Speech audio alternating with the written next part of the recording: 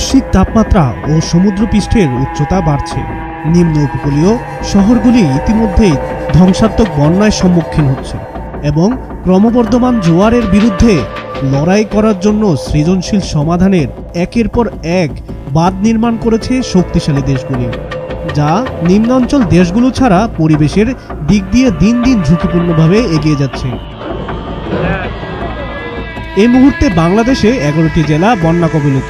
এই জেলাগুলোয় বন্যায় ক্ষতিগ্রস্ত মানুষের সংখ্যা প্রায় ৪৫ লাখ। পানিবন্দী ৮,৮৭,৬২৯টি পরিবার।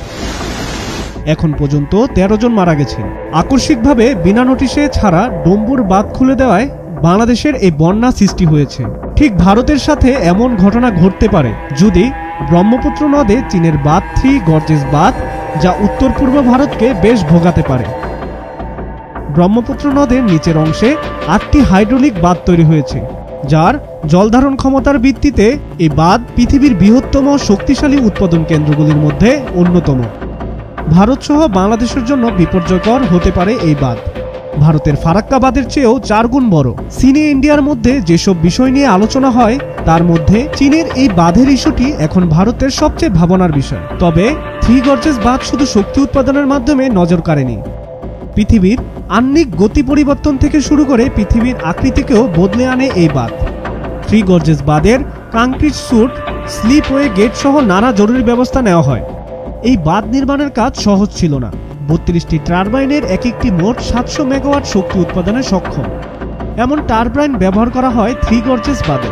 এছাড়া 3 গর্জেস বাঁধে বিদ্যুৎ উৎপাদনের ক্ষেত্রে বেশ ভূমিকা রেখেছে।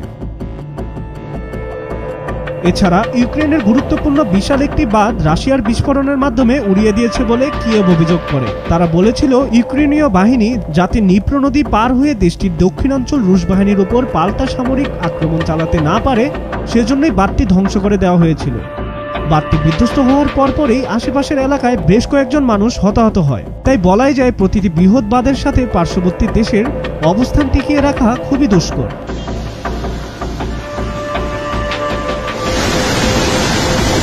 সাব্বির হাসান, মাছরাঙ্গা টেলিভিশন।